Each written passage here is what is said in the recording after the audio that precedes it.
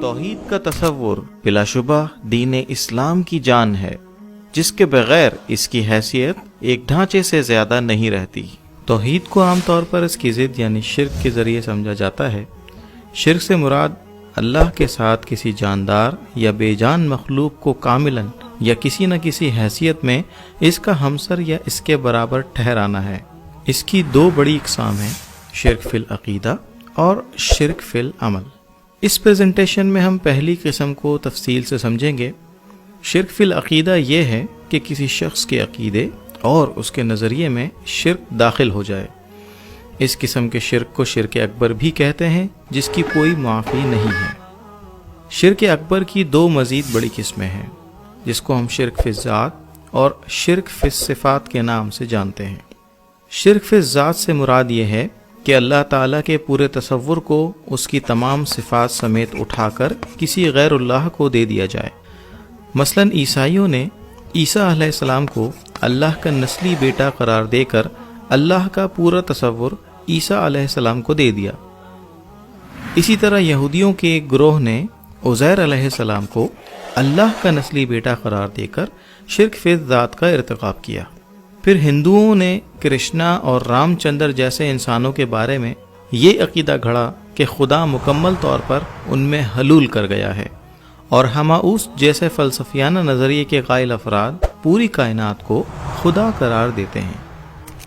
یہ بدترین اور واضح ترین شرک ہے، جس پر اللہ کا غضب سورہ مریم میں عیسائیوں پر ان سخت الفاظ کے ساتھ بھڑکتا ہے کہ تکاد السماوات یتفطرن منہ وتنشق الارض وتخر الجبال حدا، کہ قریب ہے کہ اس افتراء سے آسمان پھٹ پڑے اور زمین شق ہو جائے اور پہاڑ ریزہ ریزہ ہو جائیں۔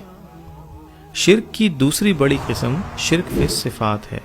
اگر اللہ تعالیٰ کی ایک بھی صفت غیر اللہ کو دے دی جائے یا ایسا نظریہ اپنا لیا جائے جس سے کسی ایک صفت کا انکار ہوتا ہو، تو چاہے باقی تمام صفات مانی جا رہی ہوں، شرک فی الصفات واقع ہو جاتا ہے۔ شرک کی اس قسم کو سمجھنا قدر مشکل ہے، کیونکہ اللہ تعالیٰ کی کئی صفات کا عکس مخلوقات میں بھی پایا جاتا ہے۔ مثلا اللہ البصیر ہے، دیکھتا ہے، اور کچھ نہ کچھ دیکھنے کی صلاحیت مخلوق میں بھی پائی جاتی ہے۔ اللہ السمیع ہے، اور کچھ نہ کچھ سننے کی صلاحیت مخلوق میں بھی موجود ہے۔ اسی طرح اللہ القادر ہے، اور کچھ نہ کچھ قدرت اس نے اپنی مخلوق کو بھی عطا کی ہے۔ اسی طرح اللہ الرازق ہے، اور اس کی مخلوق میں سے بھی کچھ دوسروں کے لیے رزق کا سبب بنتے ہیں۔ ہوتا یہ ہے کہ انسان کی دیکھنے والی آنکھ کسی قدرت رکھنے والے یا کسی رزق کا سبب بننے والے کے پیچھے اس اندیکھی ہستی کو نظر انداز کر جاتی ہے جس نے اس کو کچھ نہ کچھ قدرت یا رزاقی جیسی صفات عطا کی ہیں۔ اس ضمن میں اللہ اور مخلوقات کی صفات کے مابین تین بنیادی اختلافات کو سمجھ لیا جائے تو شرک فی الصفات کی شناخت مشکل نہیں رہتی۔ اللہ کی صفات اس کی ذاتی ہیں، لامحدود ہیں، ہمیشہ سے ہیں اور ہمیشہ رہیں گی، جبکہ مخلوقات کی صفات عطائی ہیں، محدود ہیں اور نہ ہمیشہ سے ہیں نہ ہمیشہ رہیں گی۔ مثلا آج امت میں شفاعت کا غلط عقیدہ بہت زیادہ پھیل چکا ہے۔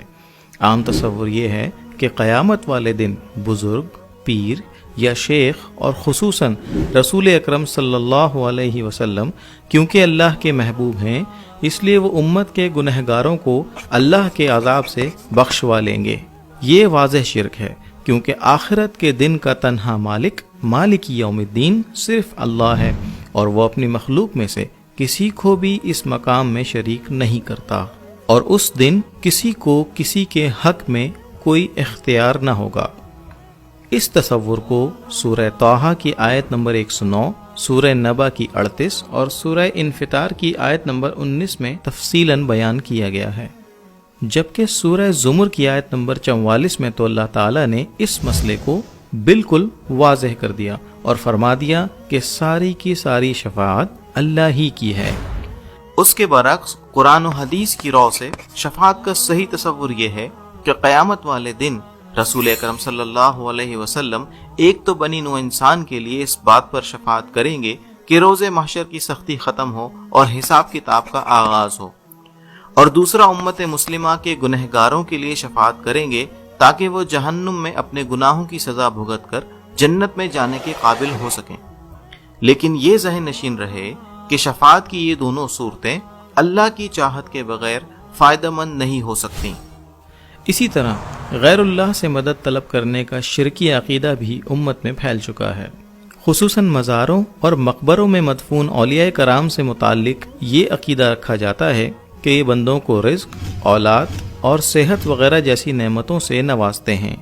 یہاں یہ باریک بات جاننا ضروری ہے کہ اگر کسی سے ظاہری اسباب کی بنیاد پر مدد طلب کی جائے تو یہ جائز ہوگا، جیسے کسی مریض کا کسی طبیب سے ظاہری اسباب مثلاً دوائی کی بنا پر مدد طلب کرنا، یا کسی پانی میں ڈوبتے ہوئے شخص کا گزرنے والی کشتی کے سواروں سے ان کی ظاہری صلاحیتوں کی بنا پر مدد طلب کرنا، یا کسی صاحب حیثیت شخص سے اس کی ظاہری حیثیت کی بنا پر کچھ مدد طلب کرنا، یا کسی سے اپنے لیے دعا کرنے کی درخواست کرنا جو یا تو اس کے سامنے ہاتھ اٹھا کر دعا کر دے یا تنہائی میں ایسا کر کے اسے مطلع کر دے۔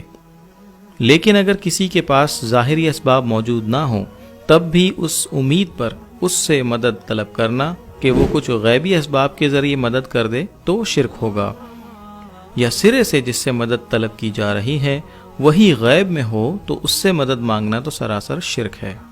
اس مسئلے کو بھی قرآن میں بیشتر مقامات پر واضح کیا گیا ہے، جیسے سورہ اعراف کی آیت نمبر 191 سے 194 اور سورہ فاطر کی آیت نمبر 13 اور 14 میں۔ شرک فی الصفات کی تیسری شکل جو آج امت میں عام ہے، اللہ کی حاکمیت میں شرک کرنا ہے۔ اللہ تعالیٰ اس کائنات میں اور اس میں موجود ہر چیز کے خالق ہونے کی حیثیت سے تنہا یہاں حاکمیت کا حق رکھتے ہیں۔